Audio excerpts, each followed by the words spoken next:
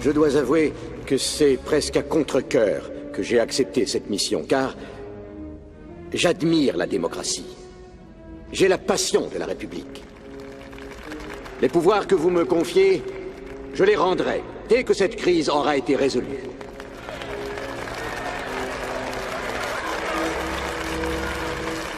Et mon premier acte concret et fort de ma nouvelle autorité sera de créer une grande armée de la République pour contrer la menace grandissante des séparatistes. Est-ce que vous êtes prêts pour un nouvel épisode de Star Wars History? Allez, intro.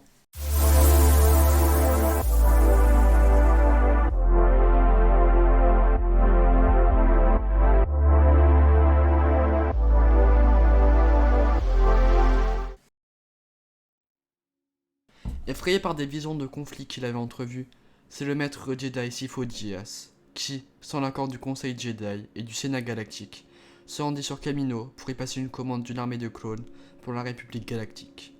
Prétextant une demande du Conseil Jedi, les Kaminoans ne purent qu'accepter l'offre et commencèrent dès lors la production de milliards de soldats clones.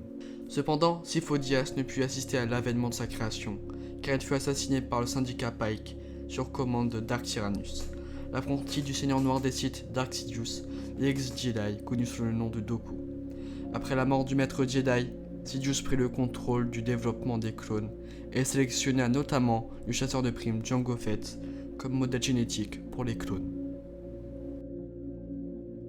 Grâce au processus d'évolution accéléré mis en place par les Kaminoans, les 200 000 premières unités furent prêtes en seulement une décennie. Par la suite, et comme prédit par Sifo Dyas, les galaxies sombrèrent rapidement dans la guerre contre les séparatistes. Composée de soldats clones qui servaient principalement en tant qu'infanterie, la Grande Armée de la République offrait cependant de nombreuses spécialisations, notamment liées aux conditions climatiques et environnementales des différents mondes de la galaxie. Elle possédait de plus des unités d'élite aux entraînements spécialisés, rudes et aux capacités d'opération élargies. Côté logistique, la Grande Armée possédait une large gamme de véhicules et vaisseaux et entretenait des relations avec un bon nombre d'entreprises galactiques. Élevés spécialement pour être rompus à la discipline, les soldats clones pouvaient prétendre à monter les échelons de la hiérarchie et ainsi commander d'autres soldats clones. Les rangs attribués aux soldats clones étaient toujours hiérarchiquement subordonnés à ceux des Jedi et des militaires du rang non clone de la Grande Armée. Il existait 6 échelons dans la hiérarchie clone. Au-dessus du simple soldat clone, il y a le caporal. Au-dessus du caporal, il y a le sergent. Au-dessus du sergent, il y a le lieutenant. Au-dessus du lieutenant, il y a le capitaine. Et au-dessus du capitaine, il y a le commandant clone.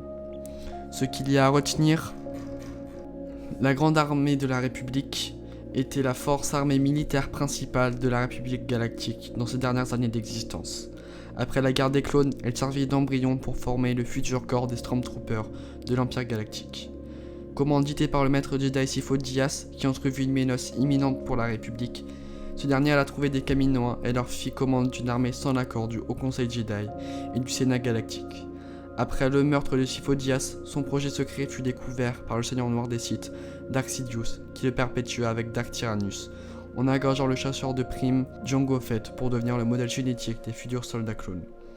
Par la suite, Sidious utilisa la Grande Armée à son insu, avec le concours des Kaminoans, en injectant une puce inhibitrice dans chaque génome clone.